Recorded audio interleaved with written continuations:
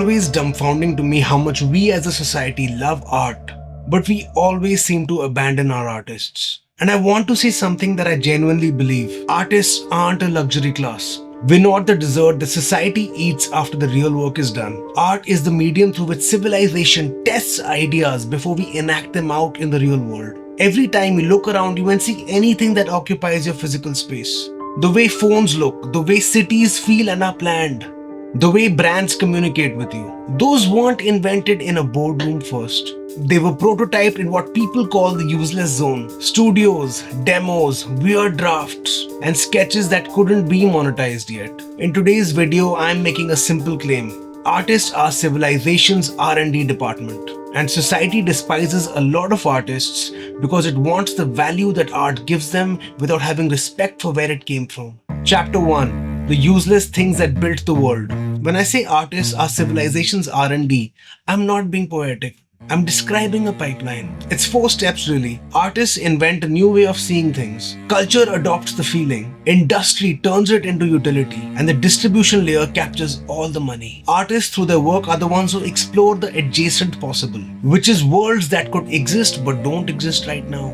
It's basically a safe space for creating and testing ideas before they have physical consequences. Examples, let's get embarrassingly concrete. Take origami. For centuries it's been treated like a cute paper hobby, but folding is mathematics. That useless experimentation became the blueprint for devices that need to travel small and deploy big. That logic shows up in self-expanding medical stents.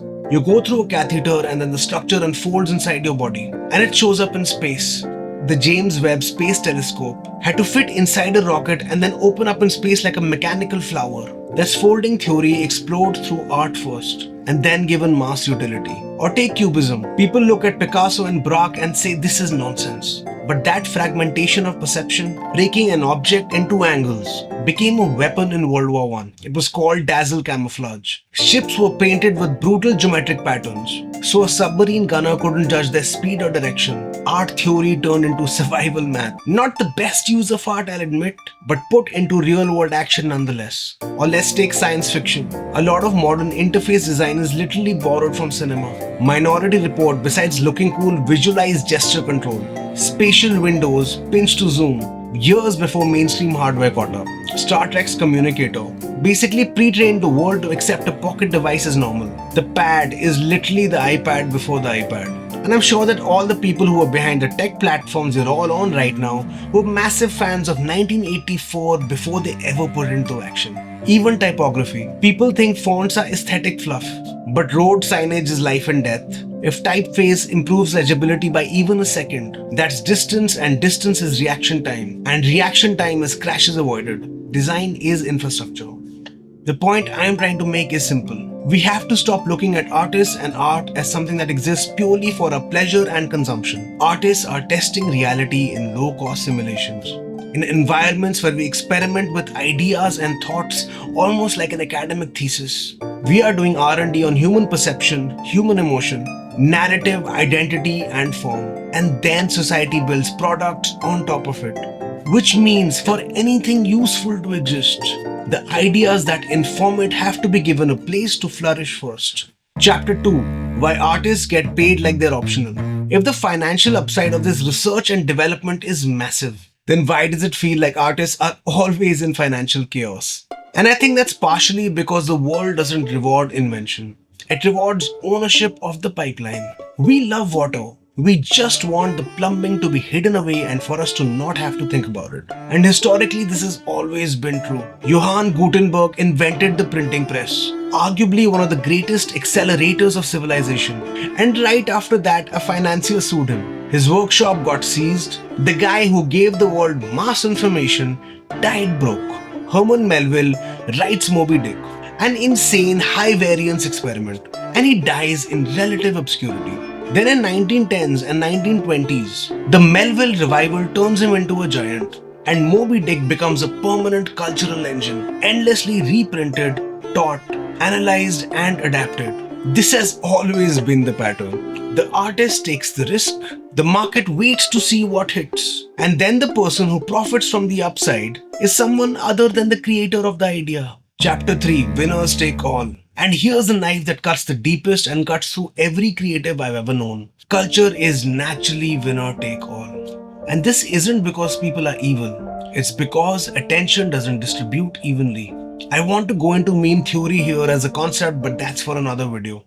The way culture moves is this: one song becomes the song, one image becomes the image that defines a generation, one style becomes the era. And once something wins, it gets copied, amplified, licensed, merchandised, and turned into a monopoly of taste. This means that the art economy fundamentally behaves like a power law. A tiny fraction of people capture most of the rewards. And what most people see is the surface level, the winners. That's why when you talk about this to a non-artist, the first thing they say is, "But look at Taylor Swift, she's selling millions of tickets. Artists are loved, we adore them. What's wrong with you? Why are you thinking like this?" And the problem is that that argument completely misses the point. Because for every one breakthrough that you need that reshapes the world, you need a whole ocean of experimentation that didn't. The superstars are the symbolic representation of a much larger movement. But they aren't the movement.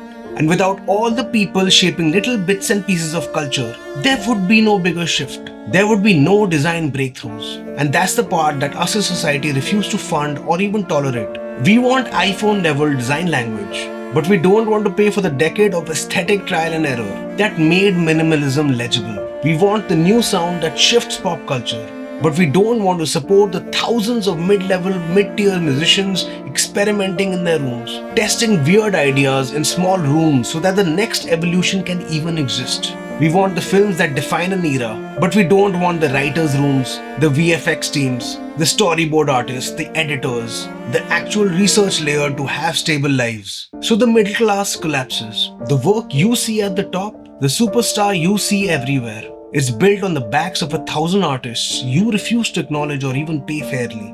And if that isn't blindness, ignorance, or sheer stupidity, I don't know what is. Now here's the part that I think matters. This isn't a video to make you feel cynical. It's a video to try and make you lucid, to spell the problem out clearly. Because once we understand the role that we play in a civilization, we stop negotiating like we're asking for charity. Every serious society funds research for one reason: that research fails most of the time. Failure is literally the process of doing research. The dead ends are how we map the terrain and figure out what can be used in real life versus what's left best as an idea.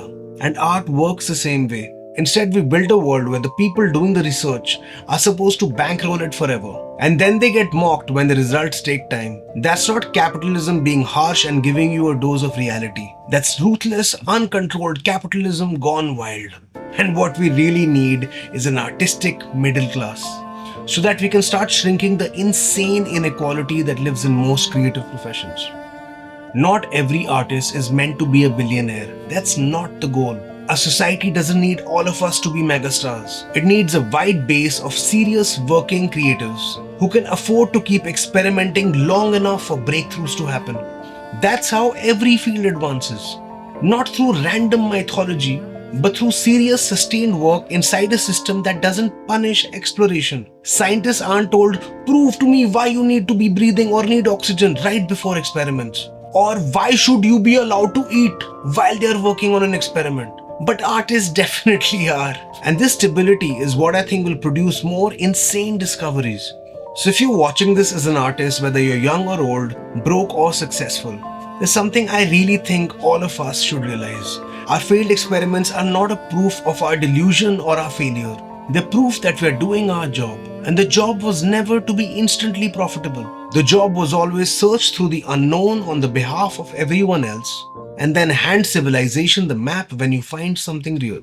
Anyway, if you've stayed for so long, thank you so much for watching. And please leave a comment and let me know why you think society abandons its artists. As an artist and a musician myself, I love sharing my songs with you, and here's a song I made recently that I'm really proud of. And if you prefer more of these talking head style videos, here's a video that I think you might like. If you liked or felt anything, please leave a comment. I would love to connect with you.